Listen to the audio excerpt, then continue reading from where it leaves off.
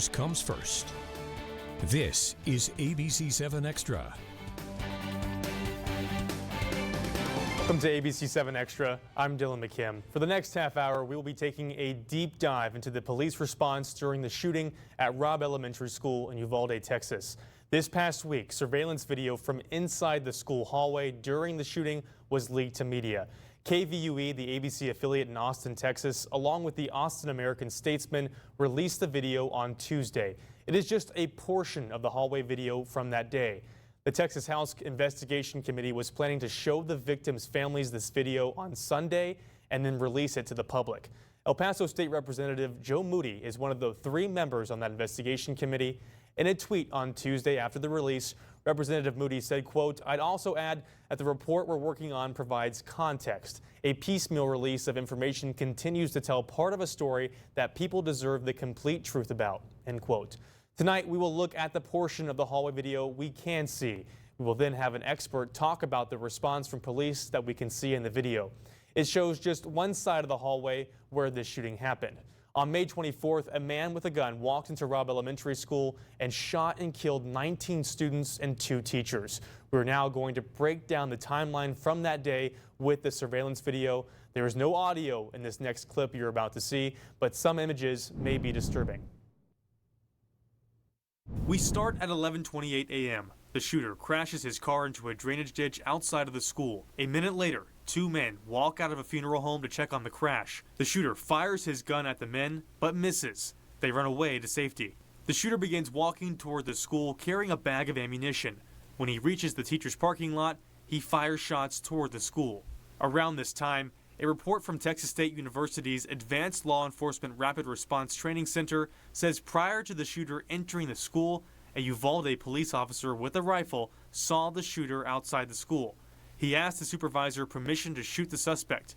However, the supervisor either did not hear or responded too late, and by that time, the shooter entered the building at 11:33 a.m. As the shooter begins walking down the hallway, we can see a student coming around the hall and noticing the shooter.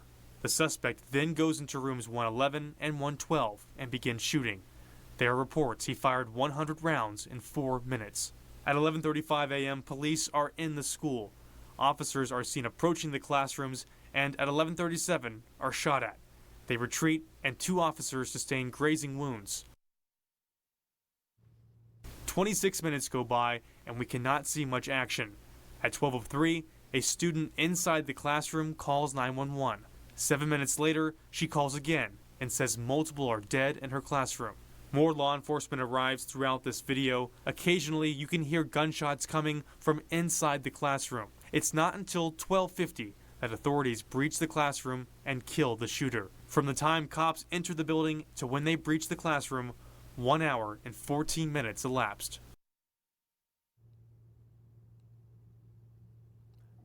Joining the show now is Robert Almonte. He has 30-plus years of law enforcement experience. He was a deputy chief with the El Paso Police Department and a former U.S. Marshal for the Western District of Texas.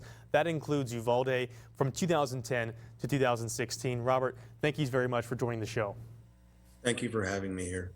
Let's get right into this. We know we've seen the video. The public has seen the video. The director of the Department of Public Safety, Stephen McCraw, during a Texas Senate investigation hearing, said of this police response that it was, quote, an abject failure. I would like to get your reaction to the video we just saw. Yeah, I agree 100% with Steve McCraw. I mean, I've known Steve for a long time. He's a professional law enforcement officer. And there's no doubt that he's absolutely right.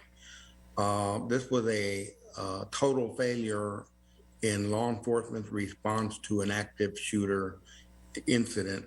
That's not how we're trained. There should have been no hesitation on any of the law enforcement officers' part that were there. There should have been no hesitation at all. They should have stormed that room, in whatever manner it took to get into that room, busting holes through the walls in the room, busting the windows out. There should have been no hesitation. And when I see that, or when I saw that video with them congregating there in the in the hallway, and then hearing the shots being fired, and they're still congregating in the hallway. I just couldn't believe it, because to me, they looked like they had never received any active shooter training, the way they responded, or the way they didn't respond, I should say. It was a dismal failure. And unfortunately, I believe resulted in the loss of lives. And you know, the officer should have stormed that room. They should have. What you do is you overwhelm the shooter. You go and you overwhelm them. There were several officers there. There's no way that the shooter could have killed all the officers.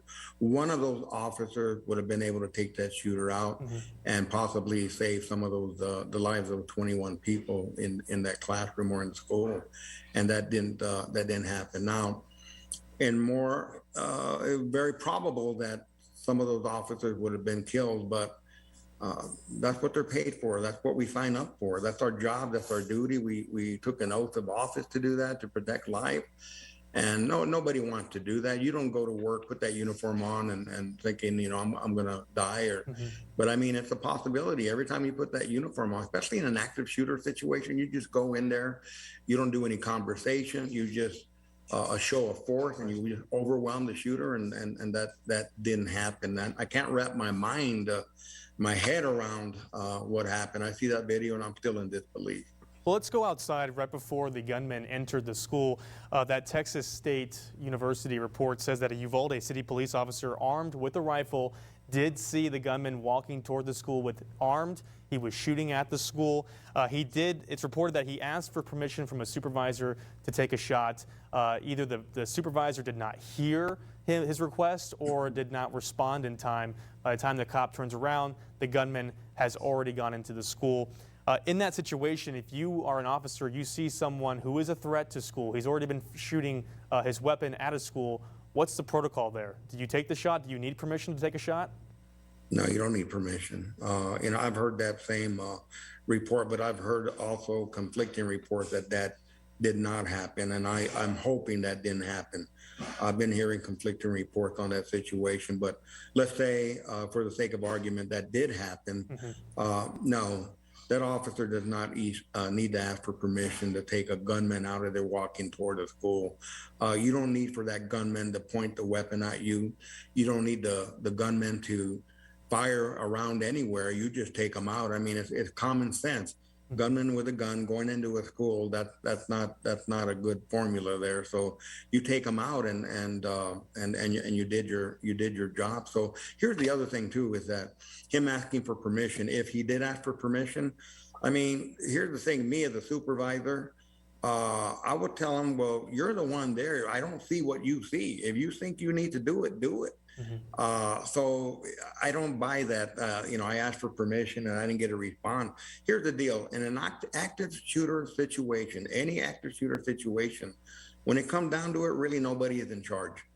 I don't know if that makes sense, but nobody's in charge. Whoever's there in an active shooter situation, you just go toward the shooter and you take them out. Okay. There's no time for planning. There's no time for waiting for backup.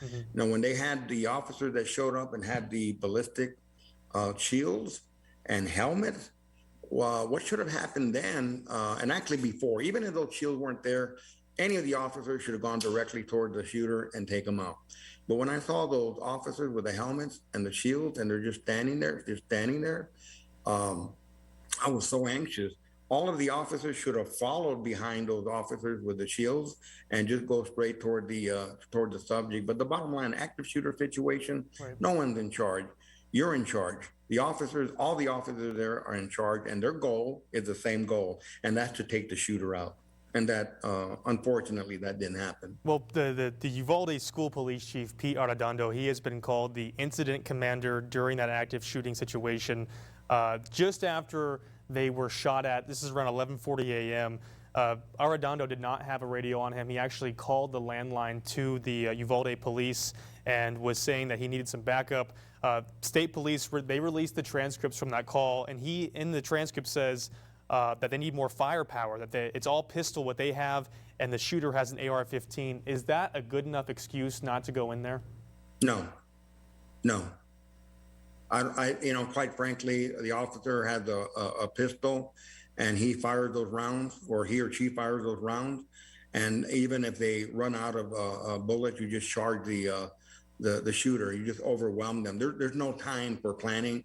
There's no time for calling for backup, for more firepower. You go with what you got. You go with what you got, and you go right away. You don't wait.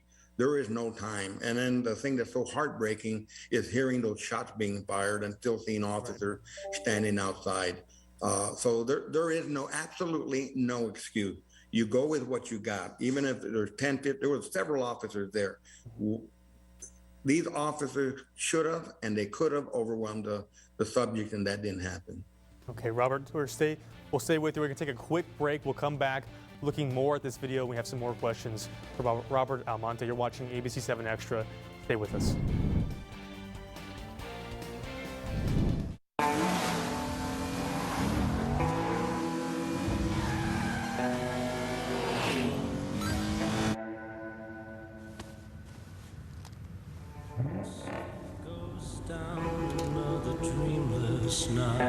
Real luxury, real thrill.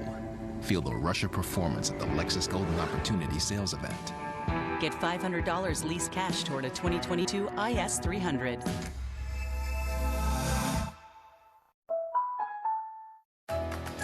You found the perfect home. Now make it yours with GECU. For a limited time, take advantage of savings up to $2,500 on closing costs when you finance your mortgage with GECU. Combine that with GECU's competitive rates and affordable payment options and save big money. You can even refinance your existing home. Now that's savings. Apply now at GECU.com. But hurry, sale ends soon. We know you count on ABC-7 to keep you informed. Our Alert Center brings you breaking news as it happens. We put our experience to work for you every day. Finding stories you won't see anywhere else in Texas and New Mexico. We make it clear and understandable, bringing you extra context, depth, and perspective. Our team is always tracking. And first to alert you to any important weather changes. ABC-7, where news comes first. The team you know, the team you trust.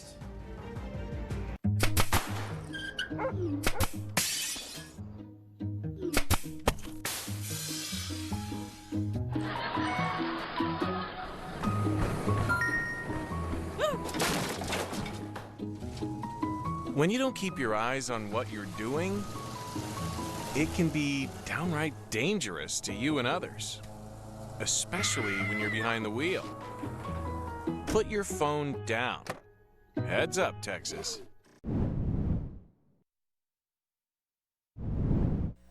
Welcome back to ABC-7 Extra. We are joined again by Robert Almonte. He has 30-plus years of law enforcement experience. And Robert, we're looking at the school video that was released this week of inside the Uvalde school hallway during that active shooting situation. I want to talk about this right now. Pete Arredondo, he was the Uvalde school police chief. He was named the incident commander of the situation.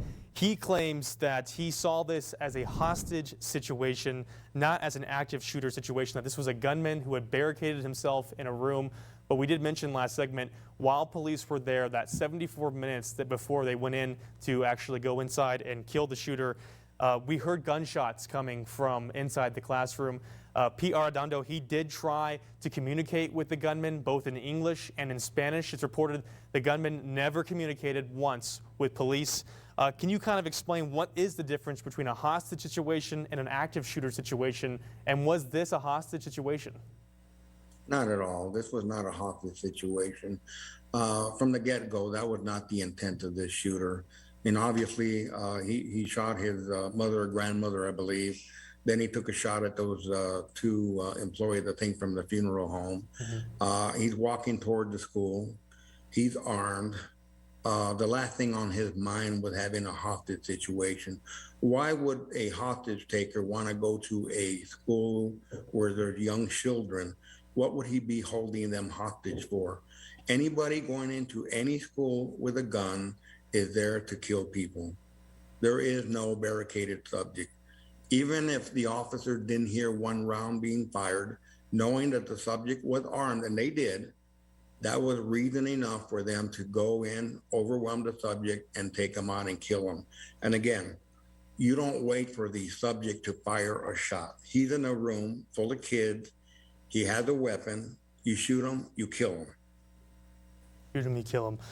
The P.R. Redondo, he said that the door was locked, that they thought the door was locked where the gunman was. They were looking for a master key. That was a lot of waiting for a key to show up. Turns out that door was not able to lock from the inside. It appears that no officer actually tried to open the door, even if it was locked. Did they have equipment there, from what you can see in the video, equipment to actually break down this door? I know they mentioned in some body-worn camera that they mentioned they had a hooligan. What is a hooligan? Did they have equipment there to break down the door and get into that room? Yeah, I didn't see all the equipment they had, but yeah, usually they have a hooligan, like a pry bar and rams. Basically, police officers carry those rams in the trunk of their car. They had enough equipment. And going back to what I said is that you go with what you got. And had they not even had that equipment, I mean, there's several officers there. These are big guys, and you use whatever force to take that door out, to bust holes through the walls of the school, the classroom, take out the windows. And at a minimum, what you're doing there, you're distracting the shooter somewhat. And then now hearing that the door was even unlocked is more disturbing. So what I'm hearing is that all it would have taken was somebody to turn that doorknob and go in there and kill that subject and save some lives. So what should have happened didn't happen. That's the bottom line. I'm sure police departments and law enforcement agencies across the country will be watching this video as a case study for their own active shooter training. What can we learn from this video? What are the teaching points that can come out of this response? Well, I think number one is that the active shooter training is occurring. It's been occurring. This is nothing new. We learned this from Columbine in 1999. And, I was going through active shooter training when I was with the El Paso Police Department. And that's how we were trained. What I explained earlier is based on the training that I received. And you just go toward the target, you go toward the subject, and you take them out. And the problem I see, lessons learned, was that I see obviously there's a need for continuous training in active shooter or active shooter scenarios. There's a need for that. And I think it needs to be conducted more often, not just when an incident like this happens. I think this needs to be a regular part of law enforcement training. To get it in the academy, and then it should continue in in-service training. I think it should be ongoing. It should be continuous. And I think it needs to be, reinforced during the training that not one person is in charge. This thing about an incident commander, there is no incident commander. You just go in there, take the subject out. Now, after everything's settled down, then you have a command post, and then you have a commander in charge of that. You have somebody handling the media, somebody handling the family, securing the crime scene that's being processed. But while this is going on, there is no incident commander. There is no such thing as rank at an active shooter situation.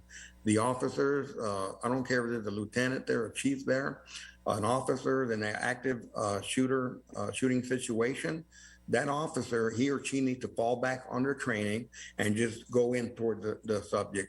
And I think obviously there's a need for more training in all aspects of active shooting scenarios.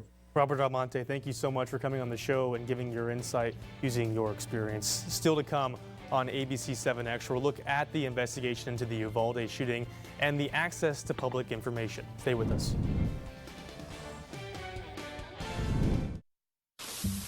This glorious Whataburger is yours.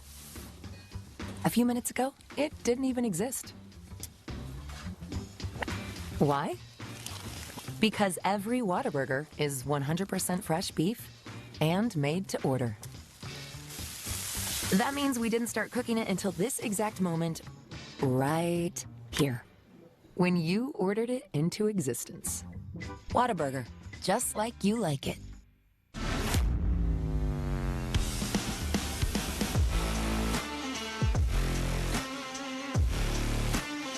At Bravo Autos, we have a ton of new and used inventory. Hundreds hundreds and hundreds of cars, trucks, and SUVs to choose from, and more on the way. And no down payment, no payment for 90 days, and oil changes for life. We're coming out swinging to get you amazing deals. Who are we? Bravo! Right now, you can join Planet Fitness for $1 down, $10 a month, cancel anytime. That's an easy path to a fresh frame of mind. It's why you don't see a stationary bike, you see an avenue to more energy. And it's why you don't just see a treadmill, you see a fast lane to more confidence. So while you see tons of equipment in the judgment-free zone, you'll also see endless ways to get glowing and feel fit-tacular. It's this place, I tell you. Join Planet Fitness for $1 down, $10 a month, cancel anytime. Deal ends Wednesday, July 20th. You want to feel important. You want to be a part of something bigger, something that matters and can help change things. You want to feel like you belong. We know. We felt that way too, and that's why we did something about it. We aren't just Army National Guard soldiers. We are normal people just like you. And together, we can make a difference. Take on your legacy. Visit NationalGuard.com to find out more. Welcome back to ABC-7 Extra. Joining us now is Paul Wattler. He is a First Amendment attorney and board member at the Freedom of Information Foundation of Texas and was a past president of that foundation. Paul, thank you so much for joining the show. Thank you, Dylan. Glad to be here today.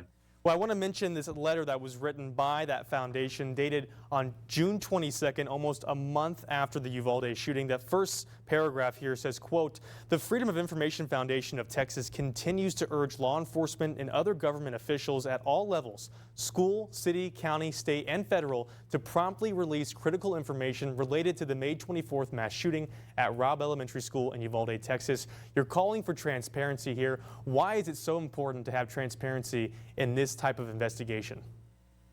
Well, a number of reasons. Number one, there was obviously just this horrendous and terrible loss of life among the school children and the teachers at that school, as horrific as that was. But in this particular instance, obviously there's been that tragedy was compounded by questions over the law enforcement response.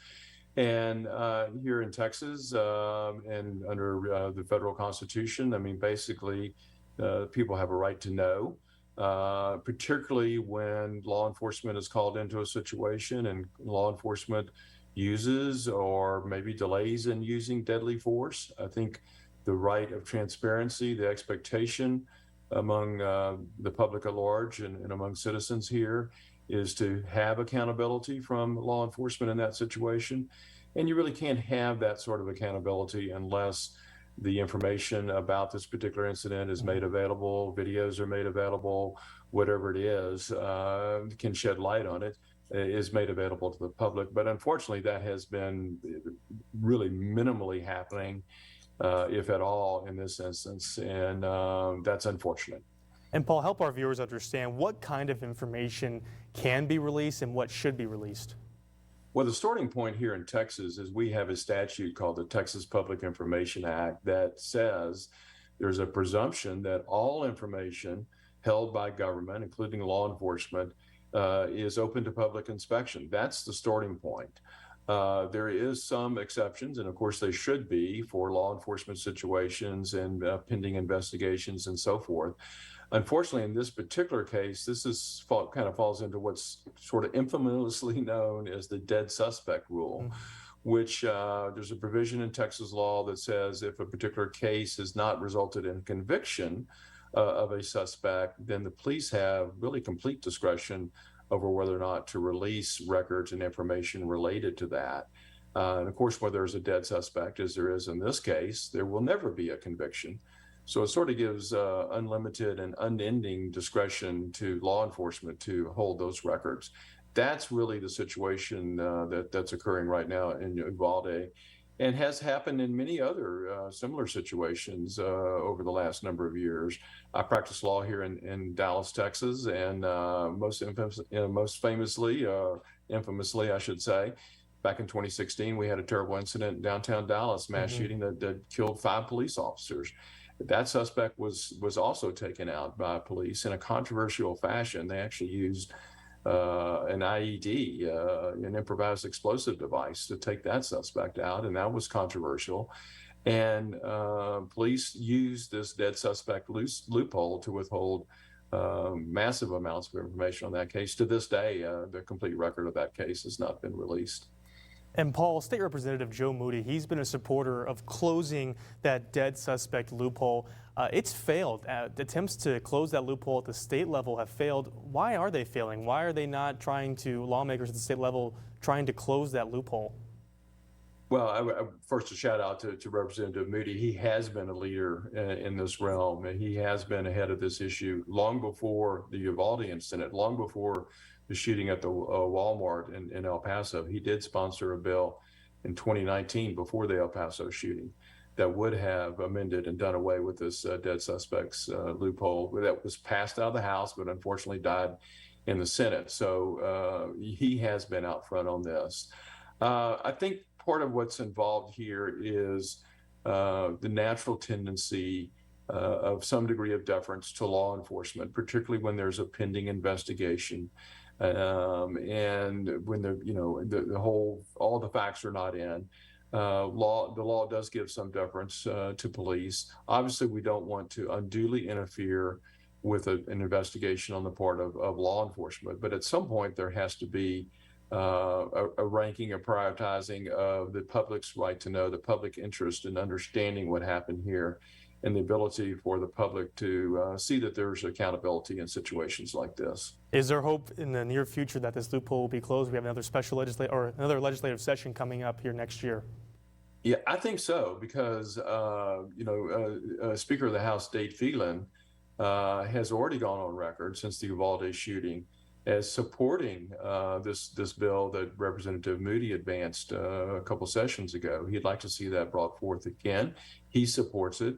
So I think the House of Representatives hopefully will be in line to see that reform is implemented. It may really be up to the Senate at that point to see what happens after that. And Paul, in this investigation with Uvalde, have reporters faced any kind of pushback, concerning pushback, trying to get those public records?